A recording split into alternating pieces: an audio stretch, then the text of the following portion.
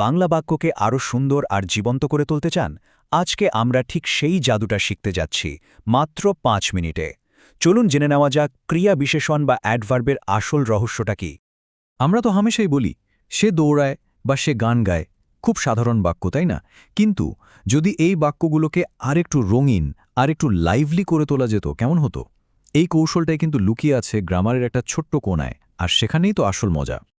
তো আগের স্লাইডে যে প্রশ্নটা মাথায় ঘুরছিল তার উত্তরটা হল ক্রিয়া বিশেষণ। হ্যাঁ, এটাই সেই ম্যাজিক টুল যা সাধারণ বাক্যকে একেবারে অসাধারণ করে তোলে।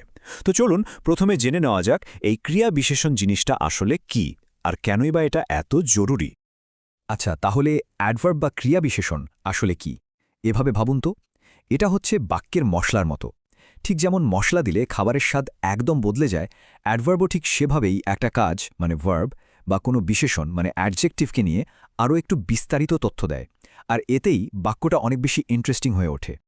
কিন্তু কথা হল, বাক্যের মধ্যে এত শব্দের ভিড়ে এই ক্রিয়া বিশেষণকে চিনবটা কিভাবে? চিন্তা নেই, এর জন্য কিছু খুব সহজ সূত্র আছে। চলুন সেগুলোই দেখে নেওয়া যাক। আসলে এই শব্দগুলো কয়েকটা খুব নির্দিষ্ট প্রশ্নের উত্তর দেয়, আর সেই প্রশ্নগুলো কি কি? চলুন সেটাই দেখি। দেখুন, ব্যাপারটা কিন্তু একদম সোজা। অ্যাডভার্ব খুঁজে বের করার সবচেয়ে সহজ উপায়টা হল ভার্বটাকে কয়েকটা প্রশ্ন করা। যেমন, কাজটা কিভাবে হচ্ছে, কখন হচ্ছে, কোথায় হচ্ছে বা কতটুকু হচ্ছে।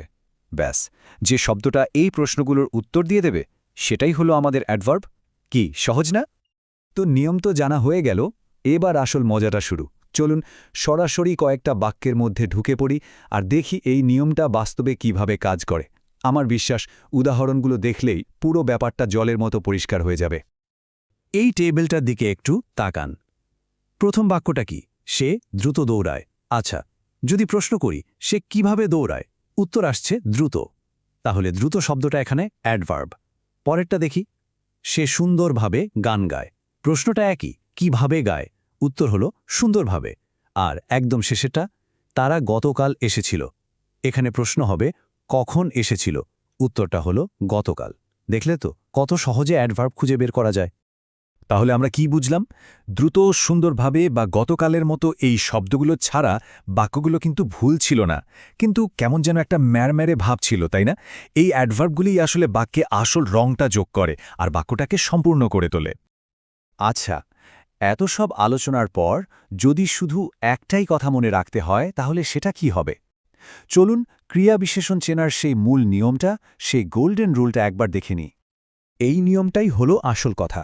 যখনই দেখবেন কোনো শব্দ একটা কাজ মানে ভার্বকে বা কোনো বিশেষণ মানে অ্যাডজেক্টিভকে আরও একটু স্পেশাল করে তুলছে, তার ব্যাপারে নতুন কোনো তথ্য দিচ্ছে, তখন আর কোনো সন্দেহ নেই, ওটাই অ্যাডভার্ব।